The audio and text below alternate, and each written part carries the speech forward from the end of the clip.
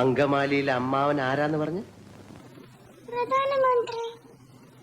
അപ്പൊ കഴുത പറയാ എന്റെ അമ്മാവന്റെ വകയല്ല ഈ ഹോട്ടലിന്. അപ്പൊ ഞാൻ ചോദിച്ചു നിന്റെ അമ്മാവന്റെ വകയാണോ ഈ ഹോട്ടലിന്? അപ്പൊ അവൻ എന്നെ എടീന്ന് വിളിച്ചു, ഞാൻ പട്ടീന്ന് വിളിച്ചു. അപ്പൊ അടുത്ത് എന്നെ അടിക്കാൻ വന്നപ്പോ ഞാൻ എന്റെ കൊട എടുത്ത് അവന്റെ വയറ്റിൽ കുത്തി. എന്റെ കൊടയെ പിടിച്ച് വലിച്ചപ്പോ അവിടെ ഇരിക്കുന്ന ഫോട്ടോ എടുത്ത് ഞാൻ തറയിൽ എറിഞ്ഞ് പൊട്ടിച്ചു. പിന്നെ ഒരുത്തൻ എന്നെ പിടിക്കാൻ വന്നപ്പോ ഞാൻ ഫോൺ എടുത്ത് അവന്റെ തലയിൽ ഒറ്റ വെച്ചു.